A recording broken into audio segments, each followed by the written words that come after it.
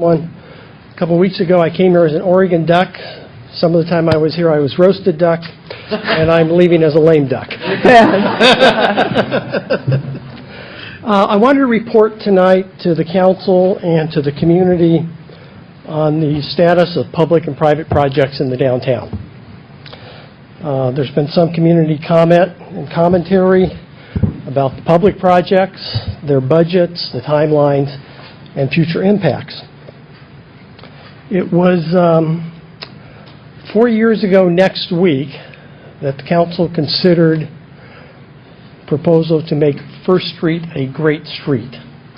And in the staff report you received at that time, it talked about wider sidewalks for pedestrians and eateries, new landscaping, and that great streets were the result of good design. Great streets don't come about without cost and criticisms, without delay and dust, without pain and passion. We have experienced all of those. It's not just the city projects, it's the private projects. And I think the community needs to know that for the next 2 years, the downtown is going to be torn up. Not necessarily city projects, but beginning this summer, there are 2 new projects on First Street and a third to follow later in late 2012 or early 2013 with Safeway. But what did we have before the council started down the road to make a great street? Here's what we had. Poles in the middle of streets, inadequate sidewalks, bumpers extending into pedestrian areas, narrow sidewalks. We still have this until Safeway begins its renovation. Fences and barricades and overhead wires. Remember how ugly it was? More overhead wires. Barren areas. More barrenness.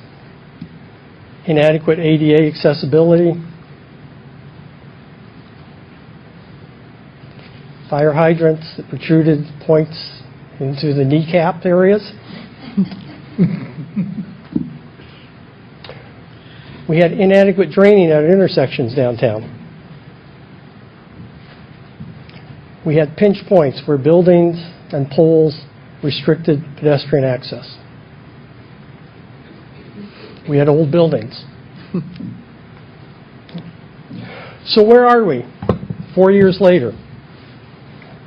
For the private projects, the mayor at 4:30 on Friday afternoon is to receive a check for $3.4 million from the Packard Foundation, a brand new building in our downtown.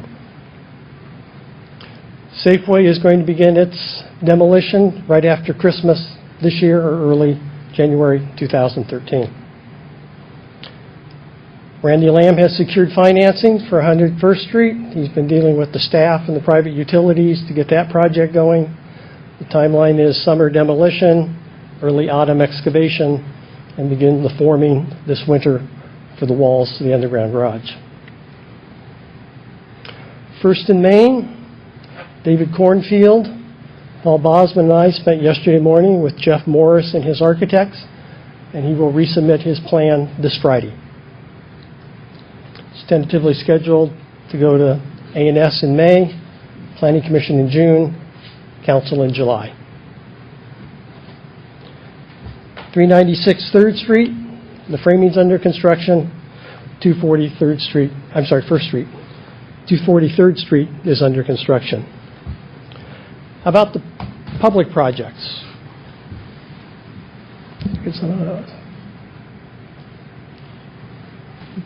Here's the private.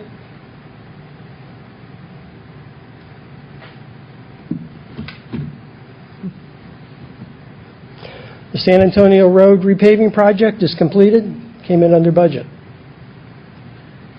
The undergrounding along First Street of those overhead wires and poles that you saw was completed using PG&E Rule 20A money. $2.9 million. Somebody else's money. The intersections were completed. And when you look at your CIP at mid-year or midterm this June, David Breeze brought that in at $100,000 under budget. First Street is completed late. I'll explain why in a few minutes. But as of the latest billing, Terry Greiner brought that project in on budget.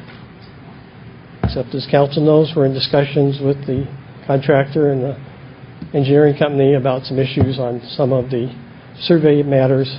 But for the most part, right now, up to the last billing we received, that's on budget. I've often said that private dollars follow public investment, and the council has been willing to make that public investment. Between 2003 and 2007, the staff can only recall, and the books only show, that the city undertook one project downtown: the repaving of First Street between San Antonio Road and Main Street. The second part, which was also discussed back then, was never implemented. That was why we had to come to you in the last year and seek monies to do that part of that CIP, which was never completed previously. The public process for the intersections in First Street took 15 public meetings to come up with designs that were accessible with extensive public process. There were charrettes, there were community workshops, there were study sessions. EPAC had it, Traffic Commission had it, Planning Commission had it. Council ultimately approved it. And even after all of that, there were people that wanted to make changes after the contract had been awarded last May. I'll show you some examples in a few minutes. There are some who have said that we found various pots of money to raise to do these projects. They are absolutely right. We're required by law, like with the PG&E funding, to separately identify those. We couldn't commingle those into the project.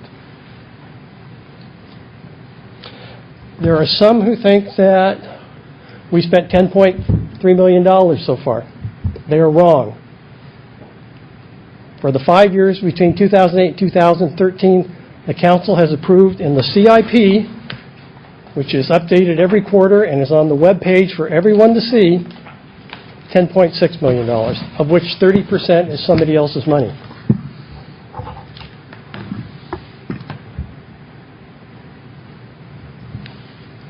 Here's how it broke down.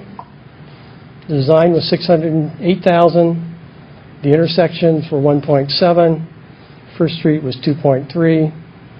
Resurfacing projects, we have not spent $850. We spent about $200,000 for the first phase. We should come in under $850 because one of the developers on First Street is required to do paving of the center line of the street.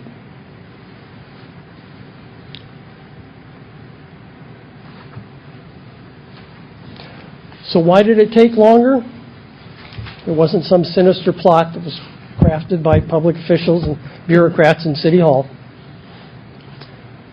The first big problem came when the asphalt was removed. And underneath was a concrete slab in the entire intersection of First and Main, unknown to have existed.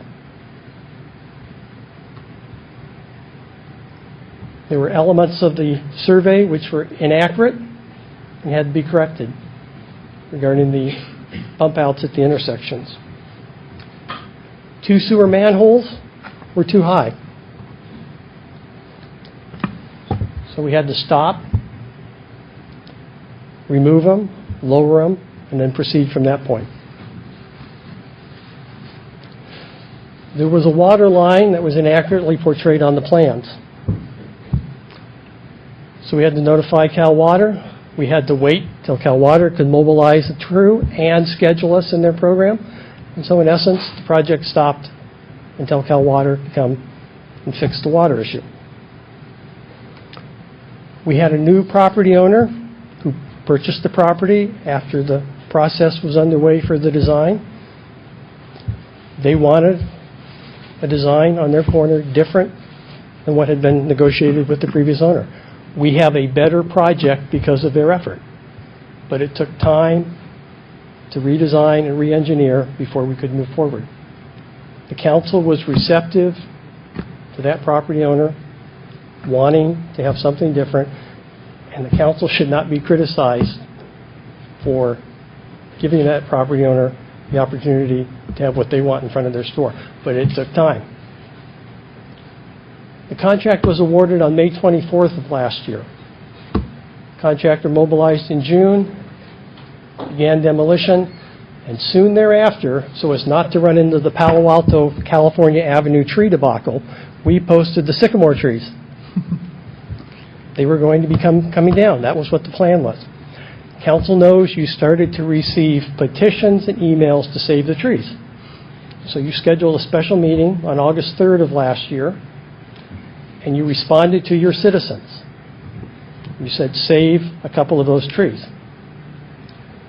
That caused a delay, because where the trees are saved was to be the alignment for conduit under the sidewalk. So we had to stop the project to re-engineer where those conduit lines were going to go. That caused the delay. So we did a good thing and we got punished.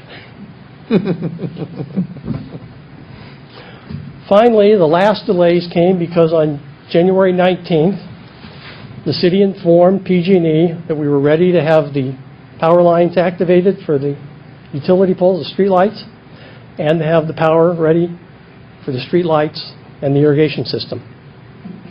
The first PG&E crew showed up on March 5th for the signals, and March 15th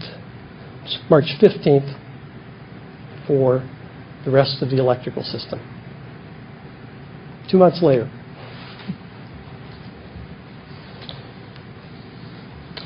In January of 2011, the owners of the former Zetoon restaurant sent an email.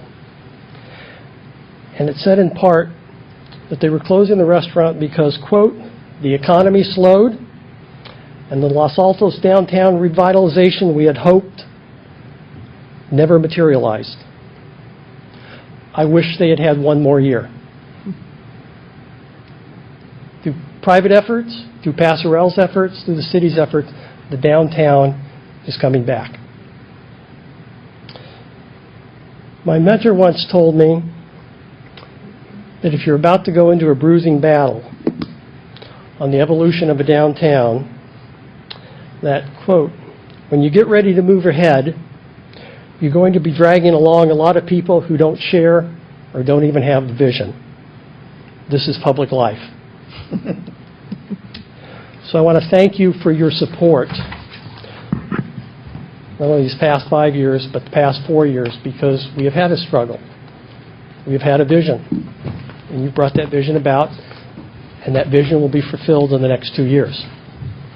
And with that, good night, Mrs. Calabash, wherever you might be.